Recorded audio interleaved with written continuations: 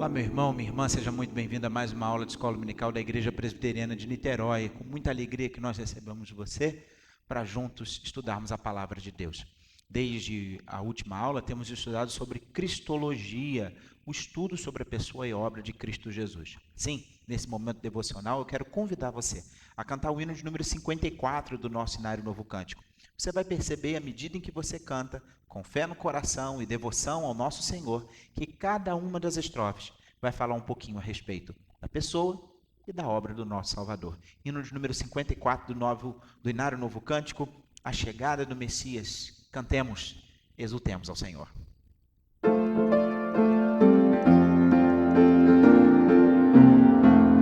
Cantai, exultai, o Messias chegou, dissiparam-se as trevas, a aurora raiou, dai louvores, celebrai-o, foi morto na cruz, dai louvores, publicai-o, já vive Jesus. Amai, exultai, pelos ímpios sofreu, satisfez a justiça e o sangue verteu. Dai louvores, celebrai-o, foi morto na cruz. Dai louvores, publicai-o, já vive Jesus. Amai, exultai, temos pleno perdão, pois Jesus nos concede real salvação. Dai louvores, celebrai-o, foi morto na cruz. Dai louvores, publicai-o, já vive Jesus. Cantai, exultai, Jesus Cristo nos céus, pelos seus intercede à destra de Deus. Dai louvores, celebrai-o, foi morto na cruz. Dai louvores, publicai-o, já vive Jesus. Cantai, exultai, o Senhor voltará, triunfante e glorioso, nas nuvens virá. Dai louvores, celebrai-o, foi morto na cruz. Dai louvores, publicai-o, já vive Jesus. Senhor querido, nós queremos te agradecer por Cristo Jesus, o nosso Redentor, o Messias, o Salvador, o Cristo, aquele que é, sem sombra de dúvida, o amado de nossa alma, toda a nossa delícia, o nosso prazer. É nele em quem confiamos, nele depositamos a nossa fé e em Jesus o ressurreto. Agora, nós te imploramos pela iluminação de teu Santo Espírito para que tenhamos o privilégio e a alegria, a bênção de ouvir a tua voz. Que assim seja, meu Senhor, em nome de Jesus. Amém.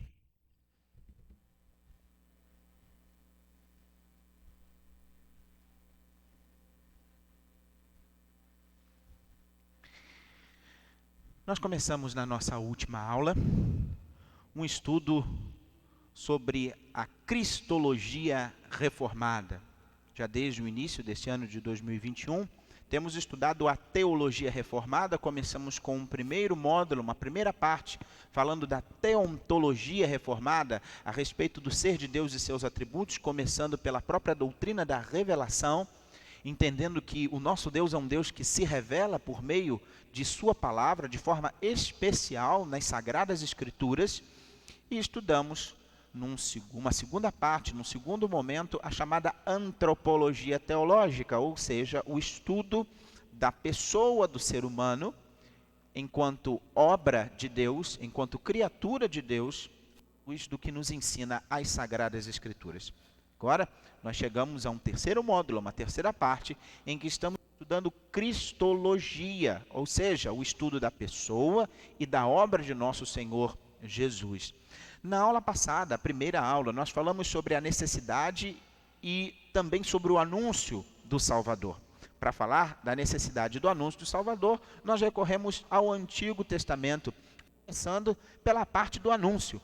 Vimos que o nosso Senhor Jesus foi anunciado, foi profetizado desde o início da palavra de Deus, desde o livro do Gênesis, assim até ele vir como o Messias, até a sua encarnação. Nós estudamos na semana passada o nosso Senhor Jesus sendo anunciado no Jardim do Éden. Gênesis capítulo 3, o versículo 15, é conhecido como o proto-evangelho, ou o primeiro evangelho, o primeiro anúncio, logo após a queda. O nosso Deus anunciou redenção no descendente da mulher, naquele que viria. Esse descendente, ele esmagaria a cabeça da serpente, ainda que fosse ferido no calcanhar. Nós também estudamos, à luz das Sagradas Escrituras, conforme lemos em Gênesis capítulo 22, o anúncio a respeito de Jesus no Monte Moriá, quando Isaque, filho de Abraão, foi oferecido ali em fé. O nosso Deus, um Deus que não se agrada de fazer com que os seres humanos sacrifiquem-se a si mesmos, o nosso Deus que, diferente dos falsos deuses vizinhos, ele não exigiria isso, ele prova a Abraão. E Abraão, ele entrega seu próprio filho. Mas o nosso Deus, Deus provedor, Jeová Jireh, o Deus que sempre proveu, o Deus que proverá, no momento derradeiro, impede que Abraão sacrifique seu próprio filho e oferece um cordeiro. Faz com que surja um cordeiro, providencia um cordeiro para que seja realizado o sacrifício. Jesus estava ali tipificado tanto em Isaque, o filho obediente, que carregou o madeiro, que carregou a madeira para o seu próprio sacrifício, tanto quanto no cordeiro, que foi ali substituto de Isaque. Nós também lemos no livro do Êxodo, no capítulo 12, a respeito do nosso Senhor sendo anunciado no Cordeiro Pascal. Conhecemos a história. O nosso Deus enviou pragas ao Egito para que o seu povo fosse liberto da escravidão. A 10ª praga anunciada foi a morte dos primogênitos. E a ordem dada por Deus ao seu povo, o povo hebreu, foi que eles sacrificassem um cordeiro, tomassem do seu sangue e colocassem nos umbrais das portas, para que quando o anjo do Senhor passasse, apenas os filhos dos egípcios morressem em função daquela praga. Assim, todo aquele que colocou o sangue dos cordeiros nos umbrais de suas portas, tiveram os seus primogênitos, os seus primeiros filhos, libertos, salvos. A Páscoa, essa palavra significa passagem, a passagem do Senhor pelo meio dos hebreus foi marcada, sim, pela morte dos ímpios, pela morte daqueles que oprimiam os hebreus, mas também foi marcada pela salvação dada àqueles que, em fé, depositaram a sua confiança e se refugiaram no Senhor. Também, na aula passada, vimos o nosso Senhor sendo anunciado no deserto. E no deserto, o nosso Senhor Jesus foi anunciado de diversas formas. Foi anunciado, como lemos em Êxodo capítulo 16, no maná, uma espécie de pão que caía do céu, para que, à medida que o povo caminhasse, tivesse sustento. O próprio Senhor Jesus nos ensinou, no Evangelho de João, no capítulo 6, que Ele é o verdadeiro pão da vida. No Antigo Testamento, nós tínhamos um milagre que tipificava, que anunciava, que indicava o pão definitivo que viria, Jesus Cristo. Também vimos Jesus sendo anunciado na rocha, como lemos em Números capítulo 20. O nosso Deus não somente providenciou o pão, como também providenciou água. Jesus Cristo, ele é a rocha sobre a qual a igreja é edificada. E é da água da vida que nós provamos, que é Jesus, é dessa rocha, de Jesus Cristo, o nosso Redentor, a rocha fiel, é dessa rocha que nos vem água para o nosso sustento. Essa rocha que é Jesus faz fluir rios de água viva a todo aquele que crê, conforme lemos em João capítulo 7. Assim, através do pão, do maná, e através da água, vinda da rocha, ali no deserto, Jesus foi anunciado na peregrinação do povo hebreu pelo deserto. Também vimos que Jesus foi anunciado na serpente de bronze. Em Números capítulo 21, lemos uma história muitíssimo interessante, em que o povo murmurava contra Deus, por causa da longa jornada, por causa do calor, por causa das dificuldades, mesmo com o Senhor concedendo pão, concedendo água e até codornizes, né, até um pouco de carne para que o povo fosse satisfeito, ainda assim o povo murmurava. E em função da sua murmuração, o nosso Deus enviou serpentes abrasadoras. E por isso o povo passou a sofrer e a padecer da morte como castigo pelo seu pecado, pela sua falta de confiança e mais, pela sua reclamação em meio a todos os milagres que Deus estava realizando.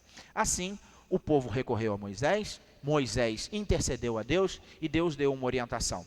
Seria feita uma serpente de bronze e todo aquele que fosse picado por uma serpente abrasadora deveria imediatamente olhar para a serpente de bronze em fé, crendo que Deus era capaz de curar, crendo que Deus era capaz de perdoar. E assim todo aquele que olhava para a serpente logo sarava.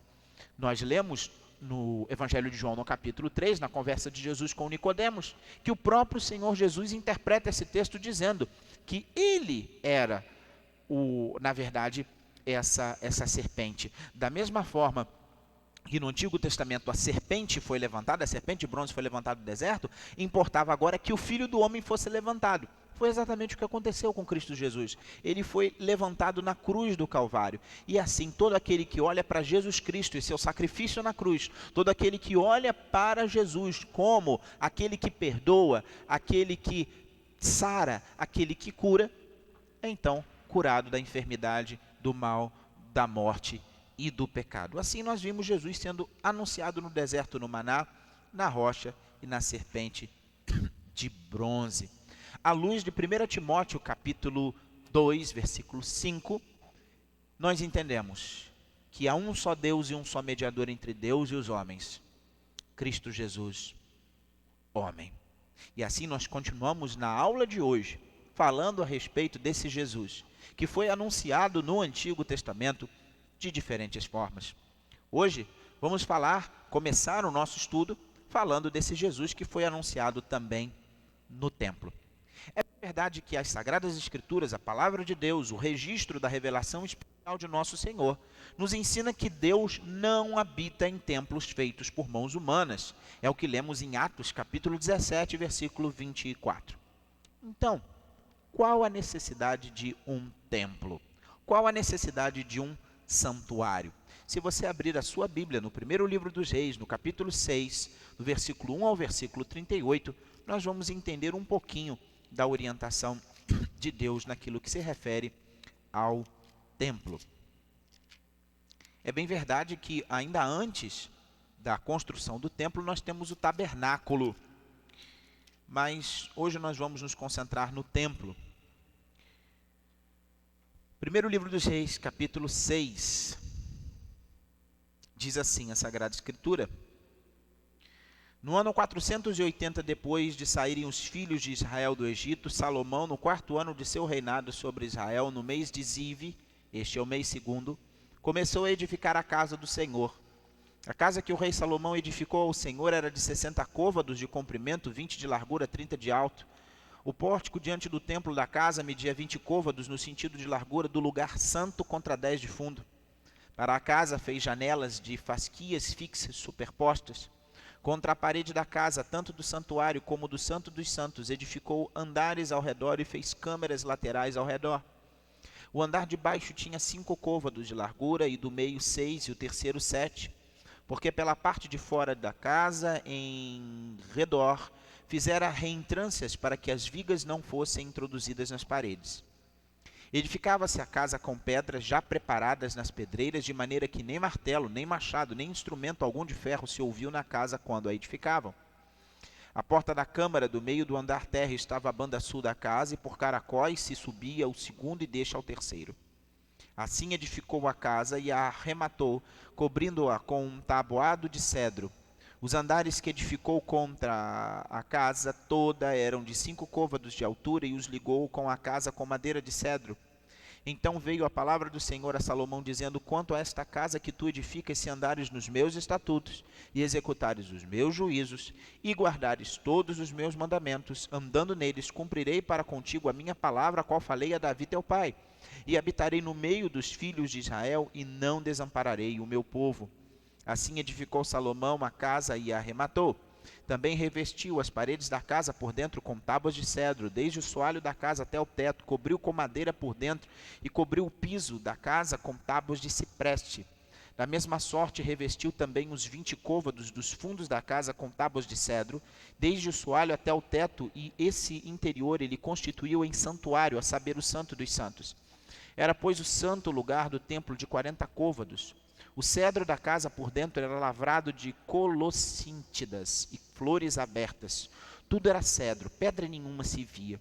No mais interior da casa preparou o Santo dos Santos para nele colocar a arca da aliança do Senhor.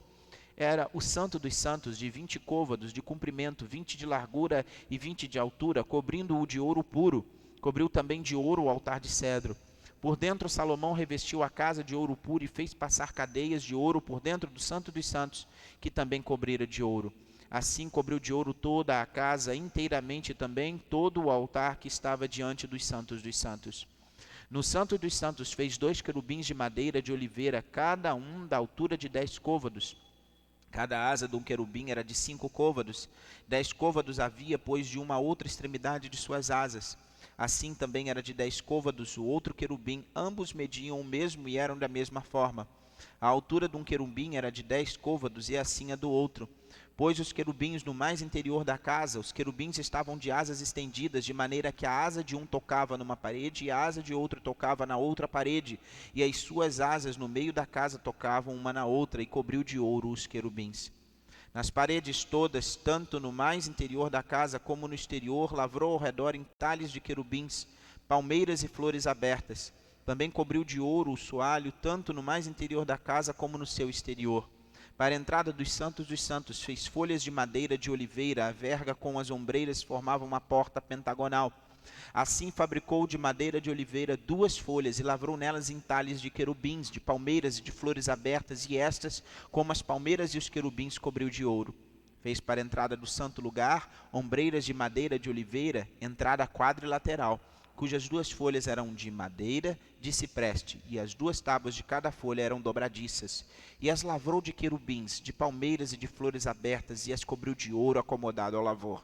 Também edificou o átrio interior de 3 ordens de pedras cortadas e de uma ordem de vigas de cedro.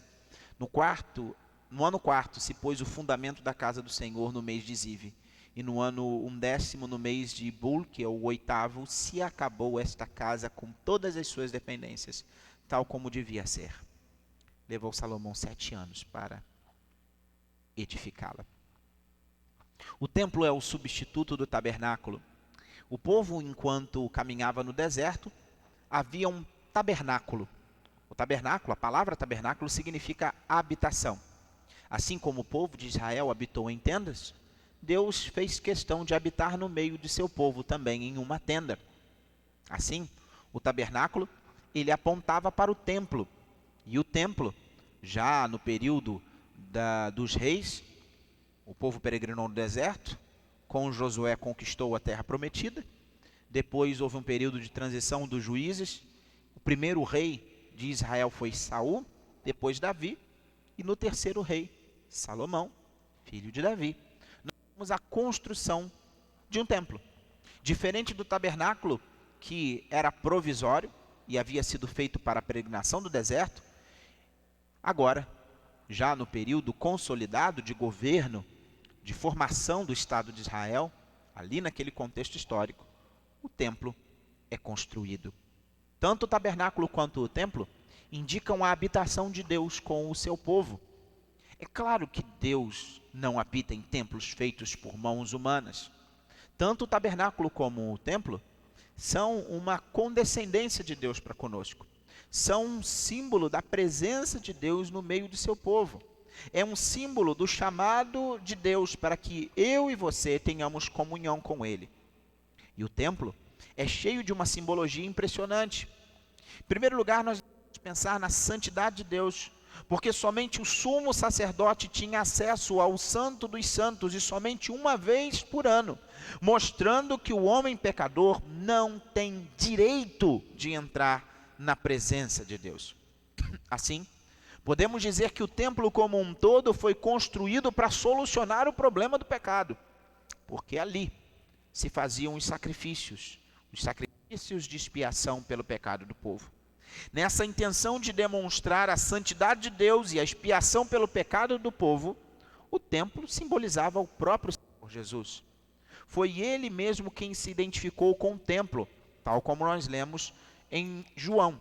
Evangelho de João, no capítulo 2, do verso 19 ao verso 22, lemos o nosso Senhor Jesus se identificando com o templo. E assim diz, capítulo 2 do Evangelho de João, verso 19, Jesus lhe respondeu: destruí este santuário, em 3 dias o reconstruirei. Replicaram os judeus: em 46 anos foi edificado esse santuário, e tu em 3 dias o levantarás? Ele, porém, se referia ao santuário do seu corpo.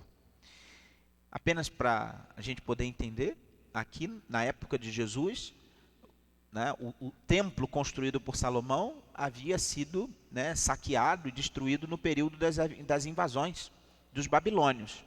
Então o templo da época de Jesus é um templo restaurado no período de Herodes. Daí essa diferença aí no final do texto que lemos em primeiro livro dos Reis, nós encontramos uma referência que Salomão durante 7 anos construiu, né? E aqui a gente tem essa ideia de edificação de 46 anos. Apenas para deixar bem claro, o templo de Salomão, construído por Salomão, anos depois, quando vieram os babilônios, houve saques, o templo foi queimado, foi destruído.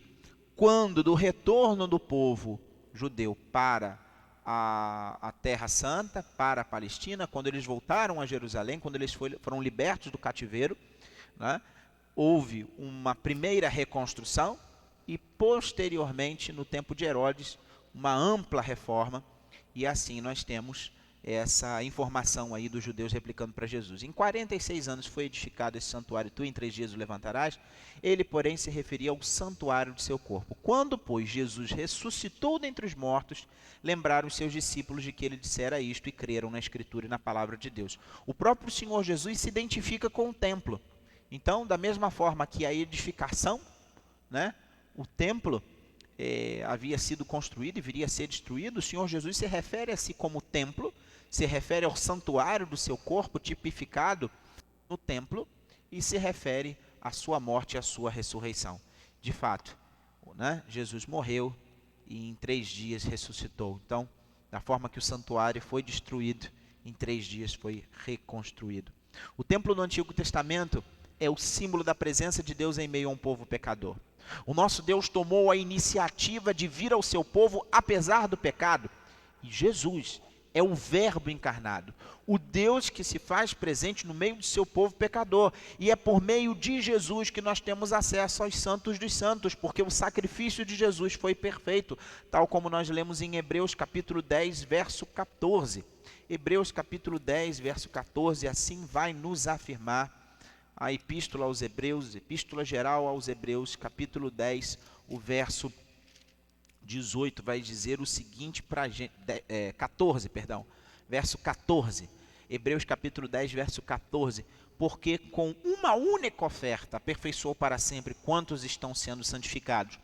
No templo era onde eram realizados os sacrifícios. Jesus, com o seu sacrifício completo, sacrifício perfeito, de uma vez por todas, ele aperfeiçoou para sempre todos quantos estão sendo santificados. O verso 19 ao verso 25 da mesma epístola aos Hebreus, capítulo 10, nós lemos o seguinte, verso 19 a 25.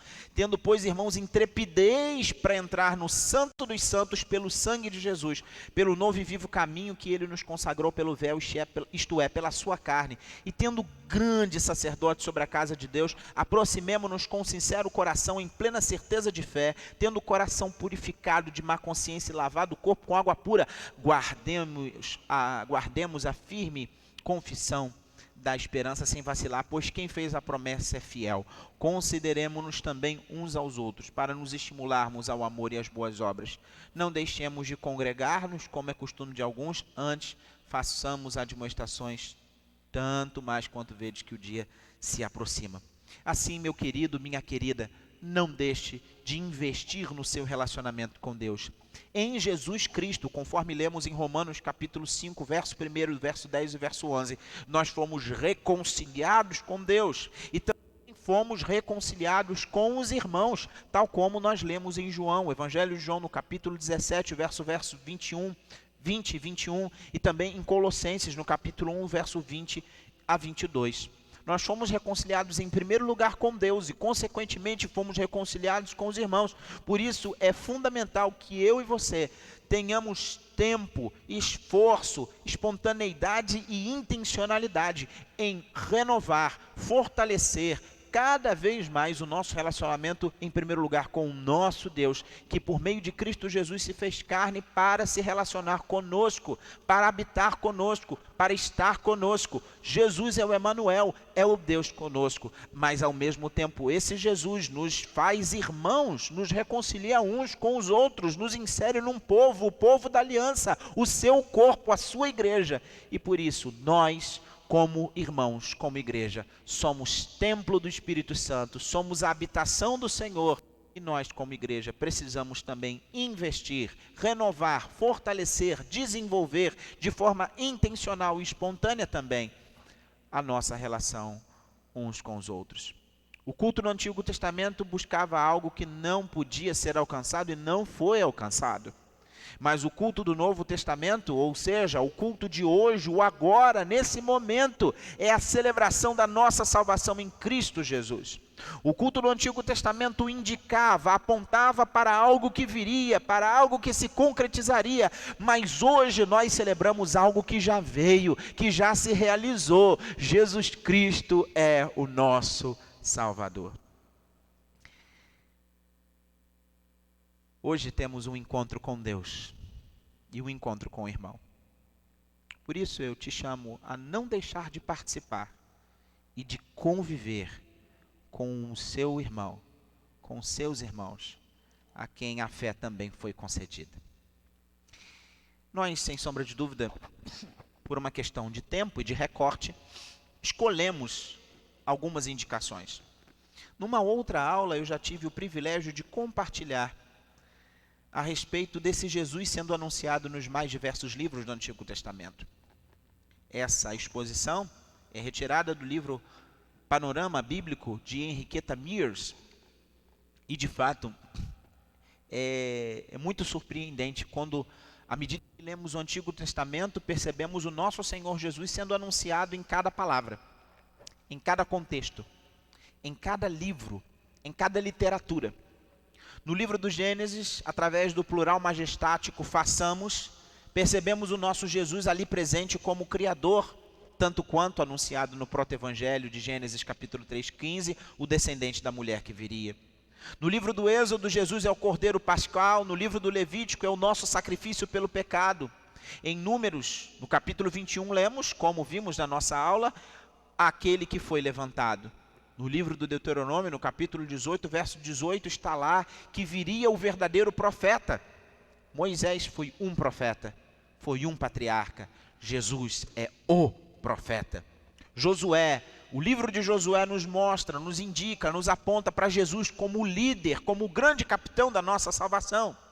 O livro dos Juízes nos mostra as sequentes, as recorrentes salvações operadas por meio de alguém escolhido para ser um libertador. Assim, no livro de Juízes, nós lemos a história apontando para Jesus como o libertador, o juiz libertador. No livro de Ruth, nós vemos Jesus como o resgatador. No livro de Samuel, dos reis e das crônicas, nós vemos a história do Estado de Israel, da monarquia de Israel. Vemos o nosso Senhor Jesus ali sendo anunciado como o rei que viria, o rei da dinastia de Davi, uma dinastia que não se acabaria, um trono que seria mantido para sempre. Não nos simples descendentes de Davi, mas no descendente, em Jesus, o rei. No livro de Esdras e Neemias, vemos Jesus como restaurador. No livro de Jó, nós lemos a respeito do Redentor que vive, que por fim se levantaria. Jó, no capítulo 19, verso 25 a 27, está falando de Cristo Jesus. No Salmo, no livro dos Salmos, nos vários salmos, naquelas várias poesias, naqueles vários cânticos de louvor, de lamento ou de esperança, lemos a respeito de Jesus como o nosso tudo em todos. Provérbios, Eclesiastes e Cantares, livros de conhecimento, de sabedoria. Vemos Jesus como a nossa sabedoria, a finalidade da vida, aquele que ama a nossa alma. No livro de Isaías, Jesus é anunciado de forma clara como o Messias. No livro do profeta Jeremias, como o renovo da justiça. No livro do profeta Ezequiel, como o Filho do Homem. No livro de Daniel, a pedra que esmiuça, aquele que abala os fundamentos dos reinos deste mundo. No livro de Oséias, Joel e Amós, aquele que em caminho desviado, o restaurador, o divino lavrador. No livro de Obadias, Jonas e Miqueias, nosso Salvador, nossa ressurreição, ele é vida, testemunha contra as nações rebeldes. No livro de Naum, Abacuque e Sofonias, ele é fortaleza no dia de angústia, ele é o Deus da nossa salvação, ele é o Deus zeloso. Em Ageu, Zacarias e Malaquias, ele é o desejado das nações, o renovo da justiça, o sol de justiça. Esse é Jesus, anunciado em todo o Antigo Testamento. Mas por que um Messias? Por que um Salvador? Por que um Cristo? Por que alguém ser ungido, escolhido? E esse é o significado da palavra Messias, que vem da língua hebraica, e Cristo, que vem da língua grega. A palavra Messias e Cristo significam a mesma coisa. Ungido, escolhido. Jesus é o Salvador escolhido. Mas por que precisamos de um Salvador? Durante a história da igreja, diversas correntes, diversas ideias surgiram a respeito desse assunto. É claro que isso é em função do pecado, como estudamos no nosso módulo sobre antropologia teológica. O ser humano é pecador e por si mesmo ele é incapaz de se salvar. Mas como funciona essa salvação? Há diversas teorias que em aulas para frente nós vamos detalhar com um pouco mais de profundidade. A chamada teoria do resgate pago a Satanás, como se Deus precisasse pagar a Satanás um resgate pelo homem. Há na história o registro da teoria da recapitulação, uma ideia de que na verdade Jesus vem para reconstruir o caminho do ser humano e assim viver de forma correta o que o homem não conseguiu. A teoria dramática, em que temos uma verdadeira história, uma narrativa dramática, emblemática a respeito de uma salvação que precisa ser operada de forma vitoriosa, e Jesus Cristo é o Cristo vitorioso. Temos uma teoria mística, uma teoria do exemplo. Jesus se encarna, o Filho de Deus se faz carne apenas para trazer na sua experiência, na sua vivência, exemplo a como os homens devem ser. A teoria da influência moral, que por meio de seu sacrifício o nosso Senhor influencia, é meio que uma derivação da teoria do exemplo. E ainda a teoria governamental. Mas por que precisamos de um Salvador? A teologia reformada entende a necessidade de Jesus a partir do conceito de justiça de Deus. O nosso Deus, como vimos no primeiro módulo, é um Deus cheio de atributos. O nosso Deus, ele é amor, ele é bondade, ele é graça, ele é misericórdia. Mas ao mesmo tempo o nosso Deus é santo, puro e justo. Assim, nós temos duas verdades coexistentes: a justiça de Deus e o pecado do homem. A justiça de Deus, o atributo da justiça de Deus, é afirmado diversas vezes nas Sagradas Escrituras. Como, por exemplo, no livro de Esdras, no capítulo 9, no versículo 15. Em Neemias, capítulo 8, no versículo 8. No Salmo 119, verso 137. No Salmo 145, verso 17. No livro do profeta Jeremias, no capítulo 12, verso 1.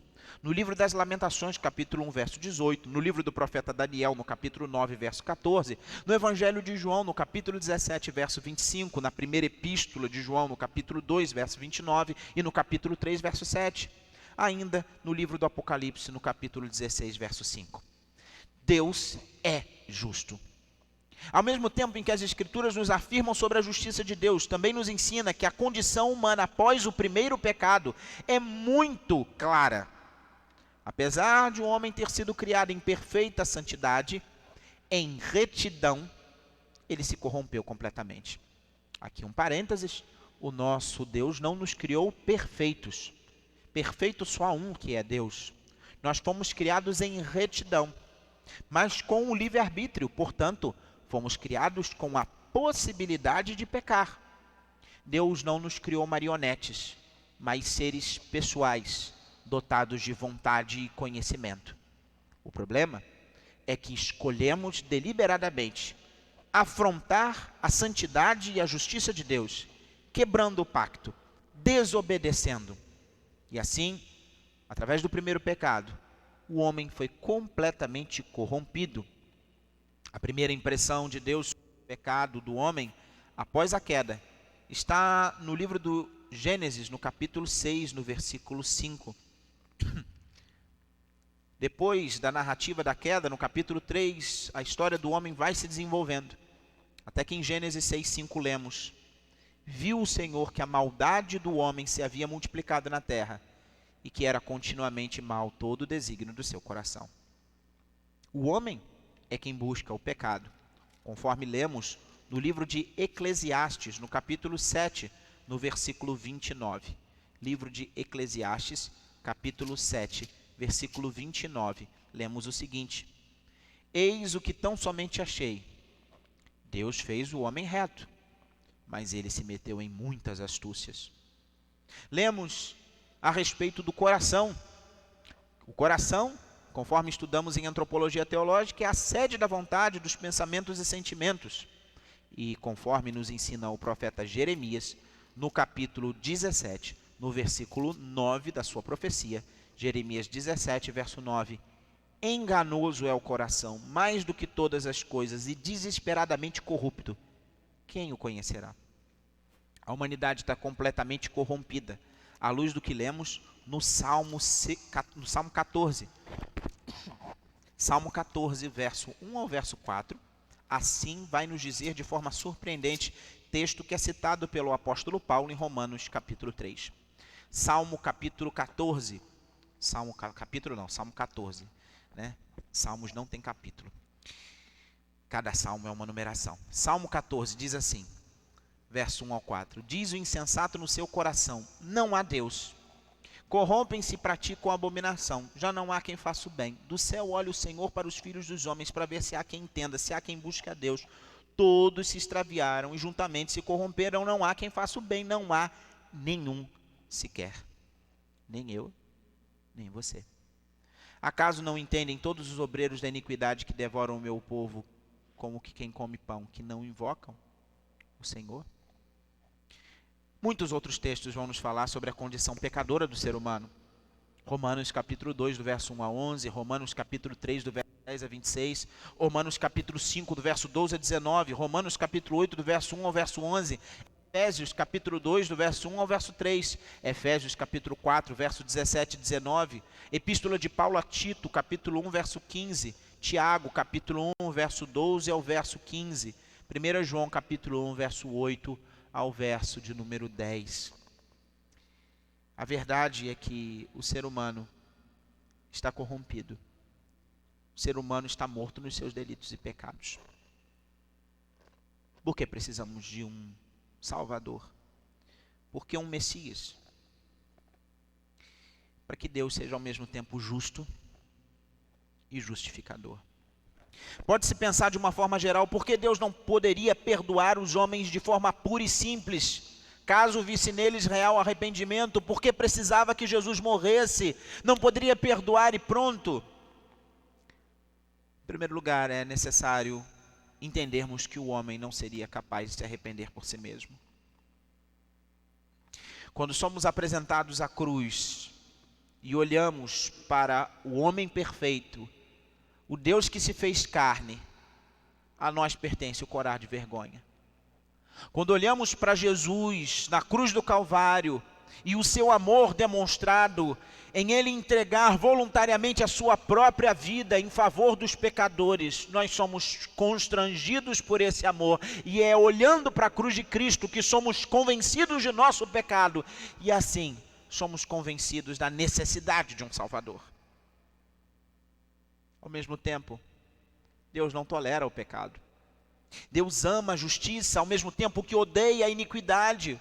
Ou o homem é punido de forma justa e aguenta o fardo de ser separado de Deus, ou então Deus deixa de ser justo e não teríamos como confiar num Deus que não exerce justiça. Como confiar em um Deus que permite que o pecado se multiplique pura e simplesmente? O Senhor é absolutamente justo e santo. Se Ele tolerasse o pecado, isso o faria tão injusto quanto o homem pecador. E assim, no plano de Deus, Jesus é enviado ao mundo, nasce como homem, cumpre integralmente os requisitos da lei de Deus, e ainda que não tivesse nenhum pecado, nenhuma culpa, nada que o desabonasse, ele se ofereceu como substituto para receber a condenação do ser humano. Foi justamente o amor que levou Jesus a morrer na cruz para satisfazer a justiça desse Deus. Só a morte de Jesus faz justiça ao caráter amoroso e justo de Deus ao mesmo tempo. João Calvino elabora de forma muito profunda a teoria da substituição penal. Durante a Idade Média, um dos grandes teólogos medievais, chamado Anselmo de Cantuária, escreveu um livro, Por que Deus se fez homem? E ali ele enfatizava a necessidade de uma reparação, de um Deus ofendido pelo pecado. João Calvino entendeu razoavelmente as colocações de Anselmo, mas à luz das Escrituras, e assim nós reformados compreendemos, herdeiros da tradição calvinista, estudando as Escrituras com bastante detalhamento, era extremamente necessário que aquele que havia de ser o nosso mediador fosse verdadeiro Deus e verdadeiro homem. A situação certamente era irremediável. Nós não teríamos condição de nos livrar do pecado, a não ser que até nós descesse a majestade de Deus, já que não estava ao nosso alcance subir até Deus. Infinitamente grande, enorme era a distância, a discrepância, o abismo entre a nossa sordidez e a suprema pureza de Deus. Assim, para que o homem fosse completamente livre de toda mancha, para que o homem fosse completamente sarado da enfermidade do pecado, para que o homem fosse completamente liberto da escravidão, do pecado e da morte, era necessário um mediador, uma ponte, um pontífice, um sacerdote, alguém que fizesse o elo, alguém que fosse a ligação entre nós e Deus. Havia necessidade de que ele fosse homem, para redimir o homem, porque quem pecou foi o homem. Portanto, um homem precisava pagar. Era necessário alguém prestar obediência em lugar do homem. Era necessário alguém para expiar o pecado, reconciliar, unir novamente, trazer paz. E à luz das Escrituras, sem sangue não há remissão. A ira de Deus precisava ser aplacada, porque o Deus justo é um Deus que se ira contra o pecado. Não é um Deus que não se importa, que não está nem aí, mas é um Deus que se ira contra o pecado, porque é um Deus justo. E assim, o nosso Jesus, o nosso Redentor, é Deus. Porque Ele é o Deus que se encarna, que se faz homem. E completa e verdadeiramente Deus tem condição de suportar a sua própria ira. Tem condição de se colocar no lugar do homem para suportar o castigo. Nas palavras de João Calvino, O homem foi alienado de Deus pelo pecado, herdeiro da ira, sujeito à maldição da morte eterna, excluído de toda a esperança de salvação, alijado de toda a bênção de Deus, escravo de Satanás, cativo sob o jugo do pecado, destinado afinal à horrível perdição. Mas então Jesus interveio e, intercedendo por ele, tomou sobre seus ombros a pena e pagou o que os pecados teriam que pagar, o que os pecadores teriam que pagar pelo justo juízo de Deus, que ameaçava todos os pecadores. Jesus, que expiou com seu sangue todos os pecados que eram a causa da inimizade entre Deus e os homens.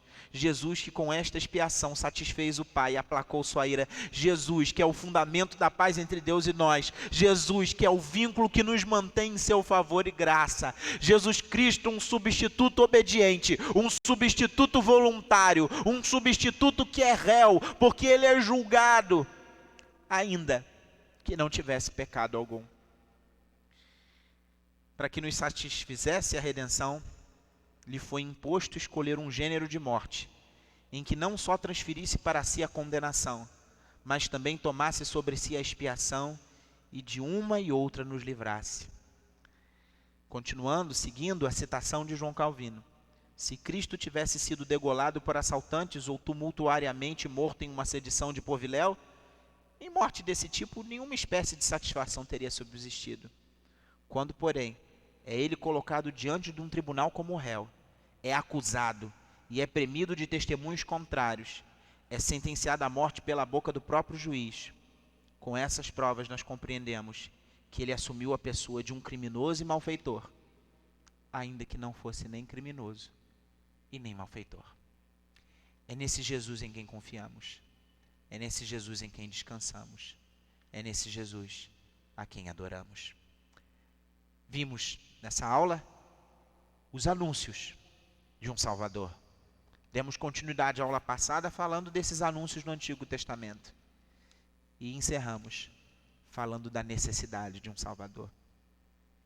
Convido você, meu irmão, minha irmã, a se curvar diante desse Redentor, a se maravilhar com a sua bondade, a se deliciar com a sua graça, a se regozijar com a sua salvação, a desfrutar da sua cura, a desfrutar do seu perdão.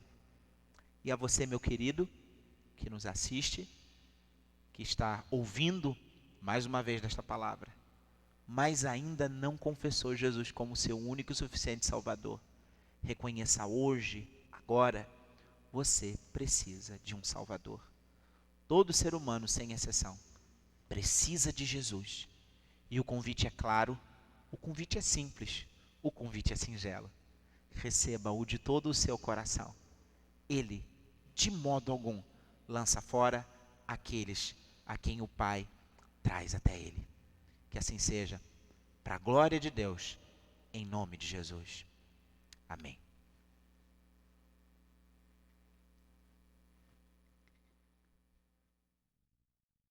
Meu querido, eu te convido a glorificar o nome de Jesus nesse final de estudo, com o hino de número 164 do nosso Inário Novo Cântico. Semana que vem nós vamos dar continuidade a esse estudo sobre Cristologia.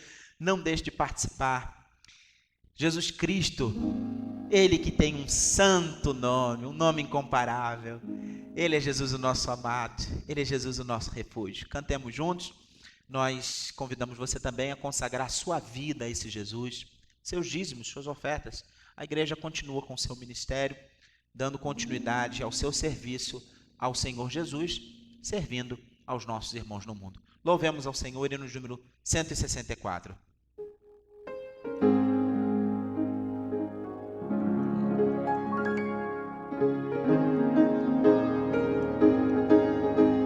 Santo nome incomparável tem Jesus, o amado teu.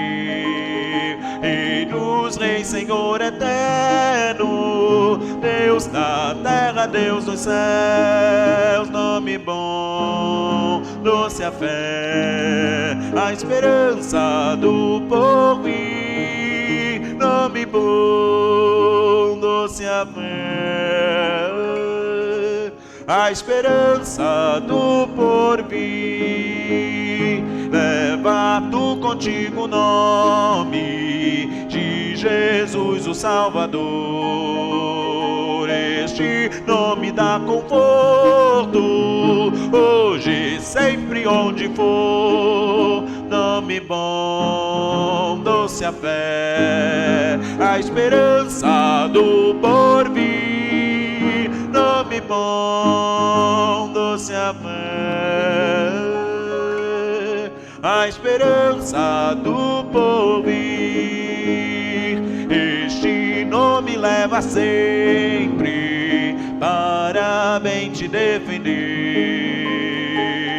É arma ao teu alcance quando o mal te aparecer. Nome bom, doce a fé, a esperança do porvir. Nome bom, doce a fé,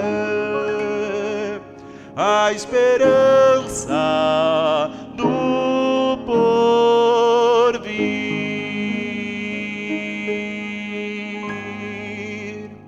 Receber a bênção, queridos.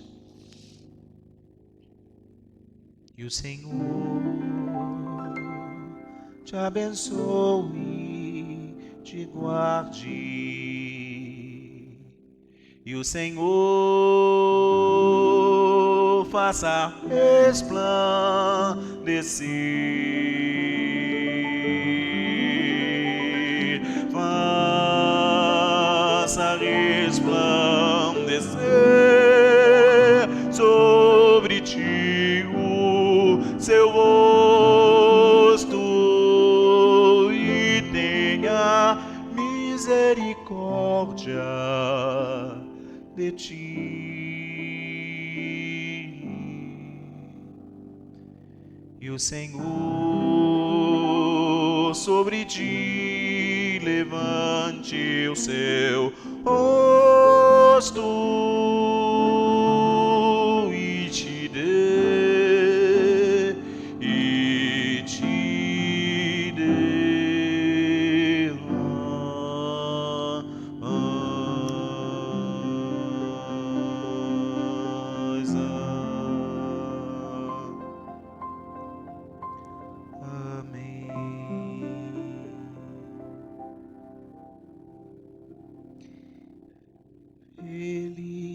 felicidade é ter Cristo ao meu lado, sim, por Ele ser guardado, ter meu nome escrito no céu.